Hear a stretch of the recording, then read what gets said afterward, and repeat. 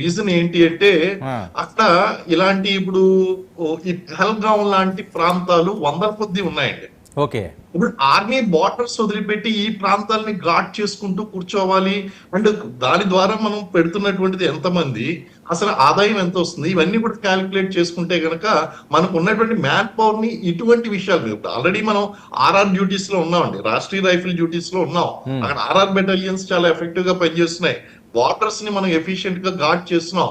అసలు Indian army యొక్క పని is not fighting insurgency, it is basically to guard the defend the nation from any other enemies అండి. అంటే బాహ్య దేశాలు, శత్రు దేశాల నుంచి వచ్చేటువంటి ఆ యొక్క దాడుని డిఫెండ్ చేయడం ఆర్మీ యొక్క పని.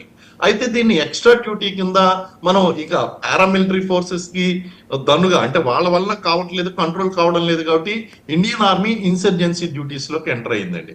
ఎంటర్ అయినప్పుడు అది మాక్సిమం ప్లేసెస్ అన్ని కూడా తీసుకుంది. Yes, there is always a scope for improvement.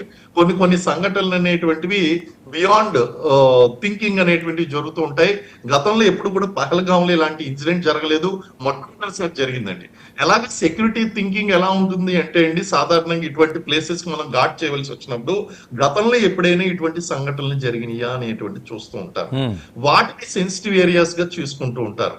అంటే గతంలో ఇటువంటి సంఘటనలు జరిగినటువంటిది ఎప్పుడు కూడా లేదు పహల్గాంలో. సో మొట్టమొదటిసారిగా అటువంటిది జరగడం వలన ఇది ఒక maybe now we have to see that ఆ ఏరియాని ఎలాగ మనం సెన్సిటివైజ్ చేసి దాన్ని ఏ విధంగా ఇంప్రూవ్ చేయాలనేటువంటి చూసుకోవాలి.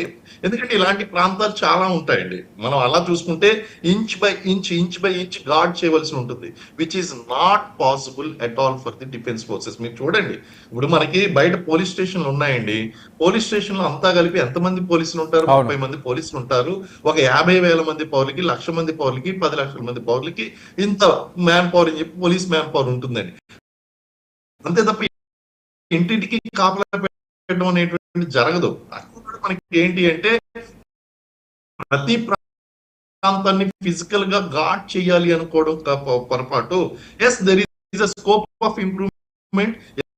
ఇలాంటి సంఘటనలు జరిగినప్పుడు వీటిని సెన్సిటివ్ ఏరియా కింద మనం తీసుకోవడం, భవిష్యత్తులో అలాంటి సంఘటనలు జరగకుండా చూసుకోవడం అనేది చేస్తూ ఉండాలండి. సార్, ఇప్పుడు భారత్ కానీ వాళ్ళకి బుద్ధి చెప్పాలి అంటే వాళ్ళ దగ్గర ఉన్న లక్ష్యాలు ఏంటి? ఇప్పుడు ఆల్రెడీ మనం యాక్షన్ ప్లాన్ లో దీపండి. నన్ను చూడడం క్యాబినెట్ మీటింగ్ అనేటువంటి జరిగిందండి. ఆ క్యాబినెట్ మీటింగ్ లో మనకి ఏం జరిగిందంటే, క్యాబినెట్ మీటింగ్ లో మనం అష్టదిగ్బంధనం చేసామండి. కొన్ని వాళ్ళకు ఉన్నటువంటి వీసాలను రద్దు చేయడం, అలాగే హై కమిషన్ లో వాళ్ళ యొక్క పాకిస్తాన్ హై కమిషన్ ఏదైతే ఉందో అక్కడ ఉన్నటువంటి ఎంప్లాయీస్ యొక్క స్ట్రెంత్ ని రెడ్యూస్ చేయడము, అలాగే సింధు నదీ జలాల ఒప్పందం ఏదైతే ఉందో ఒప్పందాన్ని రద్దు చేయడము, ఇలాగ అటారీ వాగా బార్డర్ ఏదైతే ఉందో అటారీ వాగా బార్డర్ ని క్లోజ్ చేయడము, ఇవన్నీ కూడా మనం ఆల్రెడీ డిప్లొమాటికల్ వార్ఫేర్ గా మనం ఏకాకిం చేయడానికి పాకిస్తాన్ మీద ప్రెషర్ అనేటువంటి తీసుకురావడం ఆల్రెడీ